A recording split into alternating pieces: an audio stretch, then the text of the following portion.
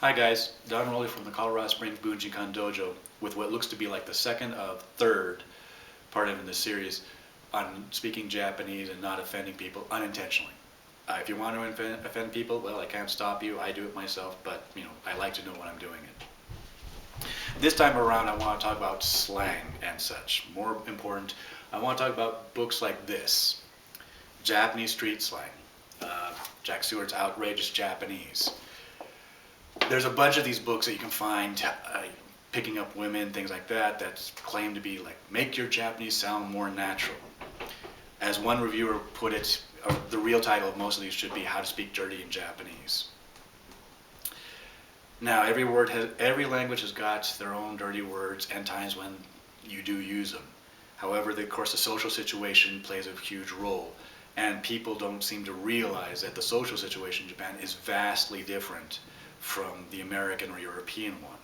You go about asking for time off from work differently than you would in Europe and America. So what will work in America in a situation will not work in Japan and will get you in trouble. Jack Stewart has a great story about a situation he was aware of where an American executive working in Japan saw one of his colleagues after hours, walked up to him and says, "Hey, how you doing, you skebby old dog?" Something like that. Skebby basically is what I think of teenage males being the father of a teenage female. It's not that big of a deal in most situations in an American context, but in that context, in Japan, it was bad, and the executive found himself on a plane back to America pretty damn soon. This is how things work. If you don't know the exact context, it's best just to leave it alone. You can sound natural without sounding dirty.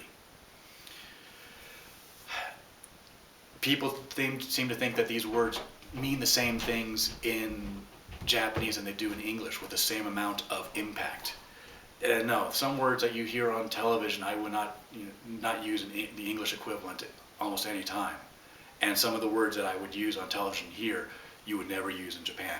An example of this, one of my Japanese teachers in college sat us down once, wrote the word on the blackboard. I'm not going to say the word because I don't think it even came out of her mouth.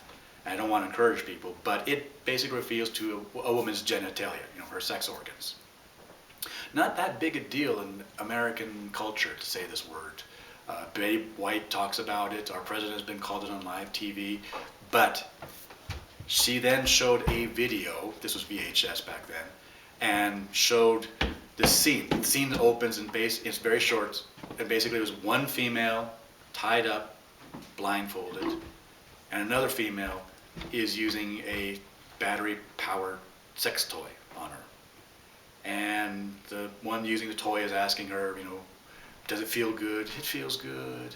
Where does it feel good? My. And then there's nothing. Teacher rewound the VHS, back to the thing, and she said, take note. And we listened, and sure enough, all sound just blanked out at that point. You couldn't hear the electronic motor or anything like that. They had gotten rid of the word. She stops the tape and says, take note, in this scene involving sadomasochistic lesbian bondage, that word was too over the top to let go. It really brought the point home to all of us in the class, and I really wish I could find that tape now to show other people just how bad and important not to use the word is. So yeah, and I have seen foreigners in Japan use the word, and it did not end well. There was this one time when we were out on an excursion for all the English teachers in the prefecture in this program, and one of the guys was talking about how he wanted to, do the full 3 years, another 2 years, and then go back to Australia. But during the course, when we were going around with some clerks, he pretended to mishear a word and used the word back at them. And they laughed, but it was a nervous laugh, a laugh to cover up embarrassment. I could tell this, he couldn't. He thought he was giving them a good laugh. I could tell that they were very embarrassed. They were older Japanese women, very conservative in the way they were acting. and suddenly confronted by this word by a foreigner put them in a very bad situation. The next year, he was not part of the excursion. It might be that that was the nail in the coffin, but more likely he thought that if he was going to do that in that situation, he probably did the same thing in other situations, and it got back to his board of education, and they just would not renew his contract. Words of consequences. If you don't know what's going on, you don't know the consequences, it's best to stay on the safe side. Now, there are purposes for books like this, and you can see that I do have them. And that's mainly to understand why everyone else is laughing. Don't use the words, but understand them and be able to recognize them when you hear them. I had an experience with this myself. Back when I was in college in Japan, there was a popular animated series called City Hunter. The hired gun main character named Cyber-Ro kept using this word called mokkori. And I couldn't find it in any dictionary that I had at the time. And after one program, one night, his female client is being hustled away by two goons, and he says, "Wari ga kanojo to mokkori no yakusoku ga aru kara." Roughly translated, sorry guys, later on I've got a mokkori promise to keep with her. So okay, gave up. Next morning in the cafeteria, I asked some Japanese what it meant. Well, I was going to a Tanki Daigaku, which the upside of that being that the only other guy in the cafeteria was the foreign exchange student from the Philippines. And I asked what mokkori means.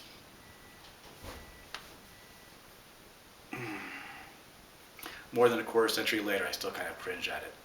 Of course, it was a popular program. They knew where I got the term, and it was a term that they use on Japanese television rather than the word. So yeah, but it was still kind of embarrassing. If I had known that mokkori basically meant that Cyber-Ro was a complete lech, I could have just left it at that. So there are purposes for books like this. If you're a person like me that really can't hear a word unless you say it a few times, find someone you can practice it with and understands the situation, and explain to them you're not going to use this word outside of your conversations and such. But unless you really know the situation of when to use it and when not to use it, don't use it. When will you use it? Well, if you can watch a Japanese TV program and pretty much understand everything that's going on, like 95% of what's going on, and then spend 3 or 4 years in Japan watching the situation, you probably have enough to start figuring things out. If not, don't. Now the problem is that most people that are wise are filled with doubts, and the idiots are filled with confidence. And I'm sure a lot of people go, "Oh, I know when to use this." Probably not if you're thinking that. Another problem is that the Japanese have this little game they call "Get the Foreigner Completely Drunk," and they're very, very skilled at it. They have a lot of practice. And sometimes, under the influence of alcohol, tequila will tell you, "Hey, this is the perfect time to use a word." And tequila lies. So, these are the pitfalls of trying to speak naturally in Japanese by using dirty words. And my advice is that unless you are 100% certain of what you're getting into and know the consequences, do not touch this subject. I can't help you if you don't want to listen, but I hope some of the people that are out there will listen. And next time I'm going to wrap this up with the last part, I hope, about the dangers of picking up things in Japanese, masculine versus feminine, dialects, slang, etc. So if you're interested, stick around for next Friday when I release the last part. See you then.